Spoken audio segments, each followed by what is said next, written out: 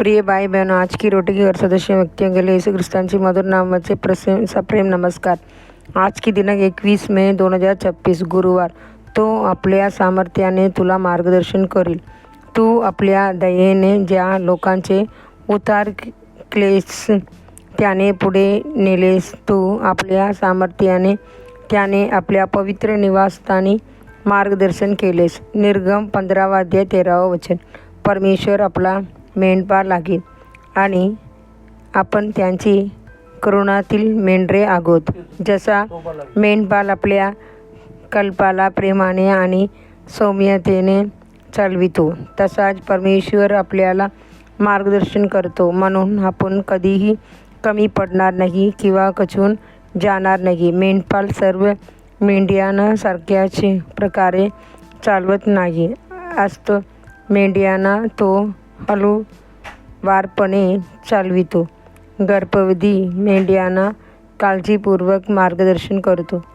जखमी मेंढ्यांना कांधावर उचलून नेतो। त्याचप्रमाणे परमेश्वर आपल्यातील प्रत्येकाला आपल्या परिस्थितीनुसार प्रेमाने आणि संगणपणाने चालवितो। इस्रायली लोकांची संख्या खूप मोठी होती, तरीही 40 वर्ष अरण्यात परमेश्वराने त्याने अद्भुत रीतीने मार्गदर्शन केले, कारण तो त्यांच्यासोबत होता। तर रोज सकाळी मन्ना पडत असे। त्यांनी मांसाची इच्छा केली तेव्हा बटेर मिळाले। तहान लागल्यावर गडग्यातून पाणी वाहिले।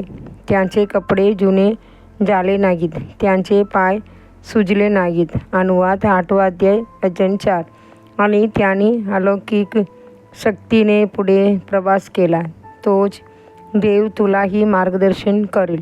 जेव्हा आपण एखाद्या नवीन ठिकाणी जातो तेव्हा आपल्या मार्गदर्शकाची गरज असते, जो आपल्याला रस्ता दाखवेल, गोष्टी समजावून सांगेल आणि अडचणीत मदत करेल। त्याचप्रमाणे जीवनाचे प्रवासातही आपल्याला एका मार्गदर्शकाची गरज आहे, जो आपल्याला सत्यात चालवेल, जो आपल्याला सुरक्षितपणे आनंद राज्यात घेऊन जाईल। तो मार्गदर्शक म्हणजे आपला प्रभू येशू ख्रिस्त, तेजस्वी प्रभात तारा। तो विश्वासूपणे आपल्याला मार्गदर्शन करेल। देवाने इस्रायल लोकांना दिवसात मेघस्तंभाने आणि रात्री अग्निस्तंभाने मार्गदर्शन केले। त्यांनी कानान देशात पोहोचेपर्यंत ते त्याने चालवत राहिले। आज पवित्र आत्मा सतत आपल्याला मार्गदर्शन करतो। ज्यांनी आपले जीवन त्यांच्या हातात पूर्णपणे सोपवले आहे, ते घरोघर धन्य आहेत।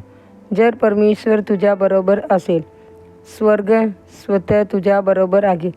प्रवासासाठी आवश्यक कृपा तो पुरवेल।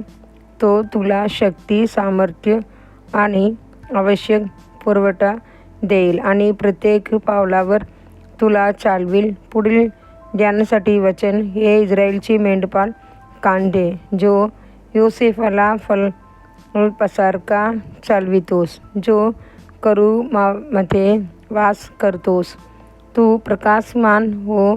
स्तोत्रसंगीता 80 अध्याय वचन 1। आजचे बायबल वाचन सकाळी 1 इतिहास 13 अध्याय 14 अध्याय 15 अध्याय। संध्याकाळी योगान 7 अध्याय 1 से 27 वचन। धन्यवाद।